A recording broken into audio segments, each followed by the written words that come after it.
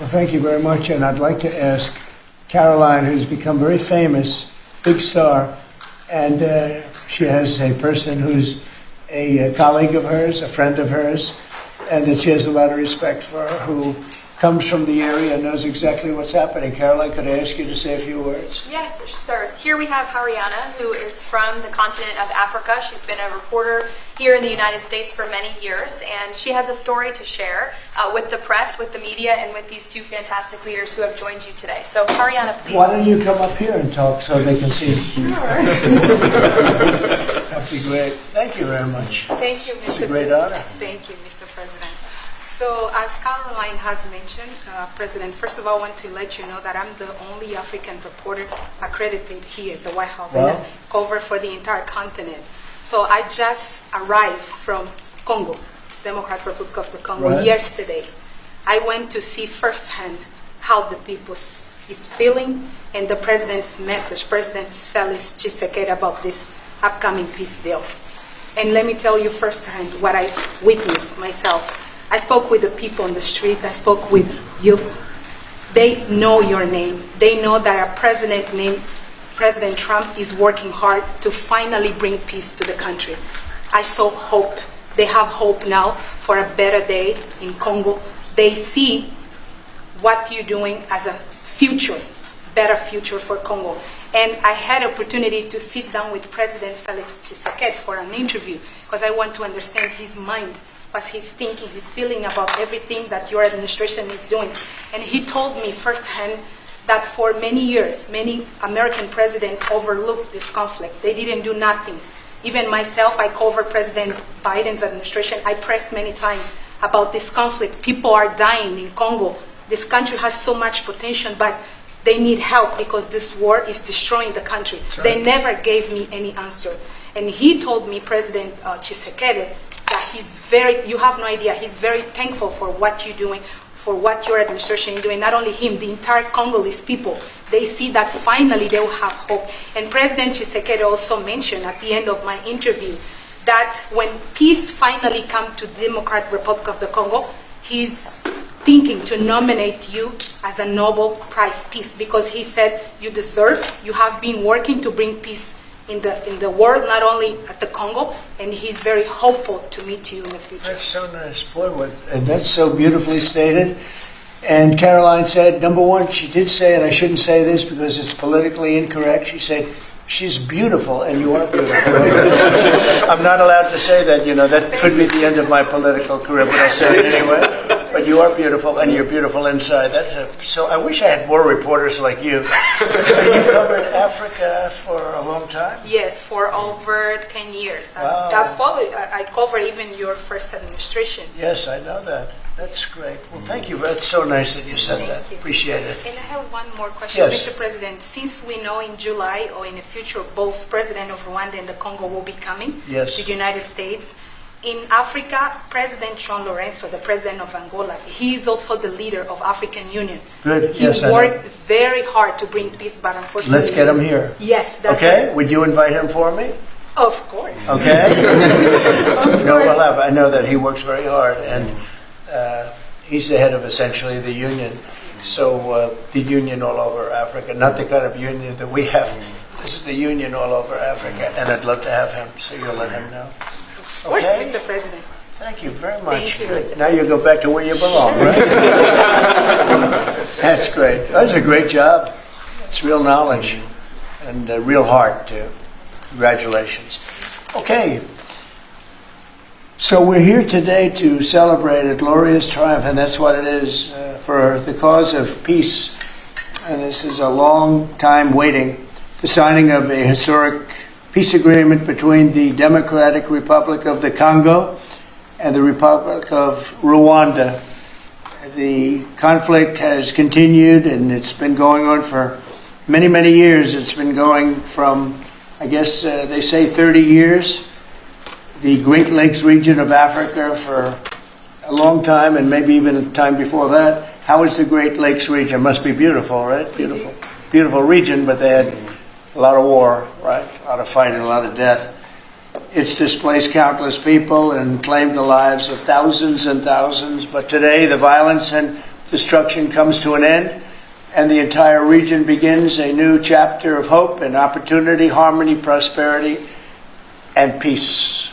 That's been a long time waiting. I said, how long has the war been going? And a friend of mine who was very much involved said 30 years, and at least 6 million people were killed during that period of time. It's incredible. And somebody said that was actually, it's the biggest war on the planet since World War II. So it's a shame, but we're going to bring it to an end. I want to express my gratitude and congratulations to the representatives of the Democratic Republic of the Congo and the Republic of Rwanda, who signed this pivotal agreement a short time ago. They just signed right in front.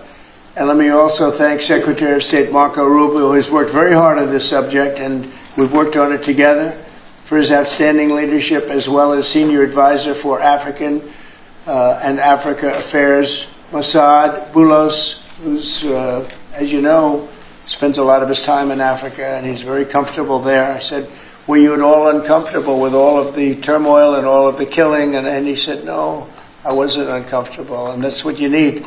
You need somebody that's going to be able to get. So, Mossad, I want to thank you very much for the job you've done. Amazing guy, actually.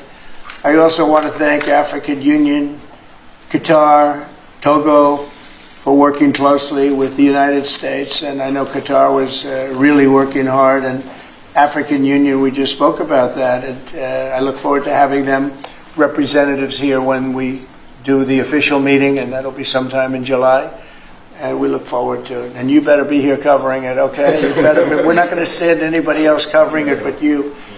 But this is a tremendous breakthrough. In a few short months, we've now achieved peace between India and Pakistan, Israel and Iran, and the DRC and Rwanda, and a couple of others also. Serbia, they were getting ready to go to war with a group I won't even mention because it didn't happen. We were able to stop it. But I have a friend in Serbia, and they said we're going to go to war again.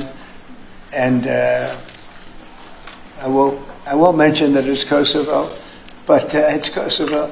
But they were going to have a big time war, and we stopped it. We stopped it because of trade. They want to trade with the United States. I said we don't trade with people that go to war.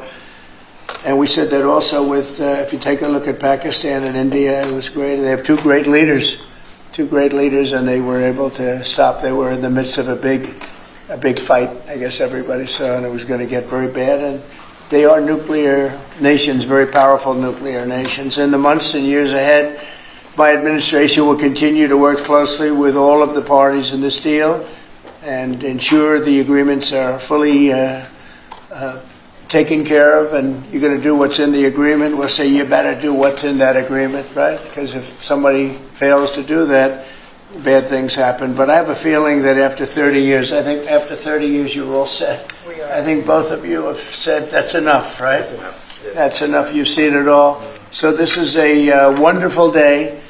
It's a great day. We've had some tremendous success. It's been a great week between just coming back from a very successful trip. NATO's really pulled together. They have. They're going to spend over $1 trillion a year. Nobody expected a thing like that to happen. And we had the war, as you know. We call it the 12-day war. It was exactly a 12-day war, and we ended up with no nuclear weapons. That's what we wanted. And they were just absolutely blown to pieces. Those 3 sites. And there's no nuclear weapons, and hopefully there can be a lot of healing, and the healing is starting. And it's been a really pretty amazing week, and this is one that I really look forward to. This was set up a few weeks ago, and it was something that I really look forward to. If we can do this, and we do that because we have a certain competence that's good, we're able to get people to be peaceful. I think we can do war better than anybody, but we don't want to. And we have the greatest military in the world. They showed that in Iran. Those pilots, they flew for 36 hours. And think of that, and they hit their target. The size of this desk, half the size of this desk, from about 52,000 feet in the dark of night with no moon, 0 moon. They wanted it that way. Can you believe it?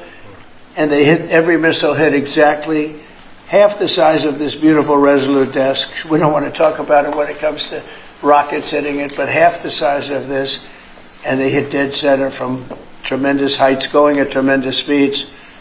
It's amazing. Nobody could do a thing like that. Nobody has that weaponry, and nobody could do a thing like that. So we had a very busy and successful week. And in addition to that, our economy is doing great, setting records with the economy, and a lot of other good things happening. But this is about Congo and Rwanda. And I'd like to ask, if I might, would you say a few words before we introduce our guests, please? Sure. Thank you, Mr. President. Yes. So, under your leadership, Mr. President, and the full support of Secretary Rubio and the entire team at the State Department, we engaged with the two parties in early April, and within 3 weeks they signed the Declaration of Principles. And now, within about 2 months from that, we have signed today the final. This is actually the final peace agreement. You know, many people were wondering if this is preliminary. No, this is the actual final peace agreement that they've signed today. You've also expressed interest in inviting the heads of states to the White House for a signing ceremony. So there will be some other additional agreements that will be signed. In addition to this, which will become known as the Washington Accord with regards to the Great Lakes region. That's great. There are some economic... Why not the Trump Accord? I'm only kidding. With the headlines. No, I think that's a great name, Washington Accord. Beautiful. And there's an economic aspect as well that is extremely important for both countries. They have also worked, last week we finalized the regional economic integration framework, which both countries will be signing at the White House here during that ceremony. And That's going to be a great ceremony. Absolutely. Right? We're going to make that a great ceremony and bring other people that were involved, some other people. Besides the gentleman we talked about, who we know has worked so hard. If you think there are other people that are deserving, let us know. Okay? Sure. And there will be some bilateral agreements. We're negotiating a minerals deal with the DRC for critical minerals. Many American companies have shown interest in investing in the DRC, and these we're talking about long-term investments. Same thing with Rwanda. Many American companies have shown interest, and not only in mining, but also in the midstream and downstream, which will be the processing of minerals. We're also working and supporting the Lobito corridor, which will help building the infrastructure. Just 2 days ago, the United States signed, and supported a project of $1.5 billion for electric transmission from Angola to the DRC. And there are many other projects of that nature lined up. So we will be, under your leadership, Mr. President, will be working with the two countries very closely and with the support of Qatar to make sure that this agreement is implemented. And a lot of our companies are in both of these countries now, especially since we've been getting along so well. It's probably the way we were brought together. And we have a lot of our big companies are there, between rare earth and all of the other things that they do in Africa, which is very greatly expanding, especially in these two countries. You have earth, they consider it to be about the best in the world, actually, I've heard. So we're doing a lot of different things, and it's all going to bring everybody together. That's how this all began, I guess. But the big thing is, the big thing for me is really only one thing, and that's getting a peace treaty with two countries that have been fighting for 30 years. And I want to thank you all. Will, if you could, Yes, sir. you could bring the letters over. Of course, sir.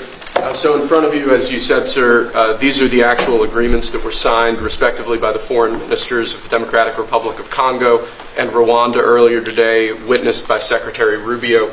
We've also prepared for you two letters. This is to President Paul Kagame of Rwanda, expressing your appreciation and congratulations for everything that's happened already, and of course inviting him to Washington for, as Dr. Bula said, what we hope will be the Washington Accords, finally setting the terms for peace and prosperity in this region, hopefully for a very long time. That's great. That's beautiful. Very important. We're going to put a picture in there, right? As soon as this is over, they're going to put. We have a fast-moving photographer, Dan, who's going to put a nice picture of us Here, okay. That's for you. And this is a letter to President Chikisade of the Democratic Republic of Congo, again congratulating him on settling this long-running war and inviting him to Washington, D.C. for the final conclusion of the agreement, hopefully soon. That's great.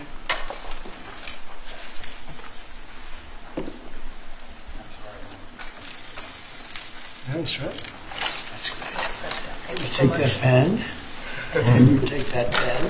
Thank you very much. So I'd like to ask JD to say a few words, our great Vice President, and then Marco. And go ahead. Great.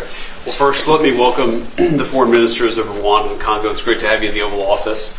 And second, let me say congratulations to the President, Secretary Rubio, and the entire team. I think for the people of these two countries, they should know that the United States is committed to the pathway of peace. But to my fellow Americans, this is really a celebratory moment. This is a big moment for our country because under the President's leadership, we've taken what was 30 years of killing and war, the worst war in terms of death count since World War II, and now we're on a pathway to peace. And so if I think about what I know about these two countries, for 30 years, pretty much the entire time that I can remember these two countries being in the news, much of the story has been about them fighting one another, about them killing one another. And now we can look forward to a future where my children will look at this moment as the beginning of a new story, a story of prosperity and of peace. So thanks to the President, congratulations to the entire team, and to my fellow Americans. We should all be really proud because it's amazing what active presidential leadership can accomplish when it's geared towards peace and prosperity, and that's what we have in the Oval Office right now. So great job, sir. Thank you very much, JD and Marco. And then we're going to ask the two principals to speak.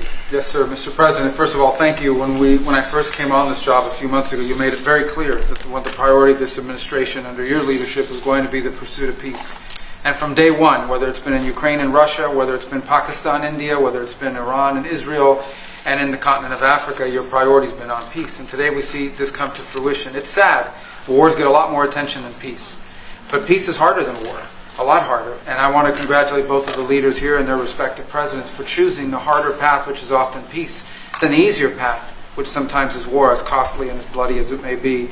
And I echo the Vice President's statements, and that is that Americans should be very proud that the number one voice for peace in the world today is our president, your president. And so thank you, President Trump. And I want to, again, recognize Dr. Boulos and the work he's put into this from day one. He's really put a lot of time and effort, and as our friends from the respective countries can share with us. And last point, I do want to thank, you've done this already, but the African Union, Togo, and Qatar, who have been extraordinary partners and whose help we're going to need to continue to receive in order to bring all this to fruition. So congratulations to both of you. Thank you, Mr. President. Thank you. Great job you've done. Do you want to start? Either way. Would you like to start? Ladies first, maybe. Okay. Thank you so much. Thank you Again, very much. thank you so much, Mr. President, for having us here. I think I can summarize my contribution in 3 main points. First of all, thank you and congratulations indeed for this remarkable milestone, which is putting an end to 30 years of conflict and of suffering, and which is redefining the perspectives that millions of Congolese and of citizens of the greater Great Lakes region will have. The second point is stay committed, stay on board. We need the United States to make sure that this agreement holds and that you hold us accountable. And the third point is, if you stay on board, I think there are so many perspectives that we can transform our partnerships to, and that can usher in an era of prosperity, of growth, and of shared bilateral relationships that go well beyond the challenges that we've shared together, and that can at least, or finally, focus on the potential and of the wealth that we can share. So again, our heartfelt gratitude to you on my behalf, but more importantly, on behalf of the people of the Democratic Republic of Congo. Thank you so much. Beautifully spoken, and I look forward to seeing your leader. A highly respected person, as you know, Indeed. highly respected all over the world, but in Africa in particular. So sometime in July we'll do something, a big ceremony. We look forward to it. Thank you so very much. Please. Thank you very much, Mr. President.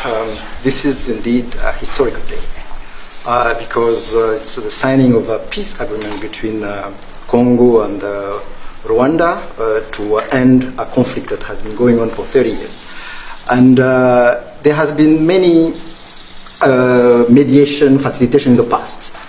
but none of them succeeded. And we believe that it's because of your leadership and your steadfast commitment to this process, with also a new approach of economic integration, regional economic integration, which is important to allow Rwanda and DRC working together, because this is a very rich region with cross-border trade, with minerals, with natural wealth. So with the US standing side by side with Rwanda and DRC, we believe that we will achieve a long-time peace.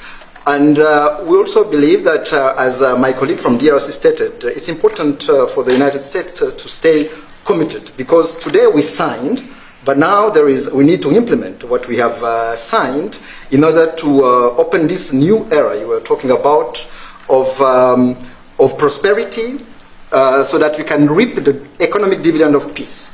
So for this economic integration framework to be implemented, it's important for the US to accompany the parties to implement what we have signed, because in the past we have signed so many agreements that were not implemented. And we are really, we believe that with your leadership, with the involvement of the United States administration, we will reach that goal. So thank you very much, Mr. President. Well, this will happen, definitely. I can reach over. Do you want to just press them over to me? Let me have them.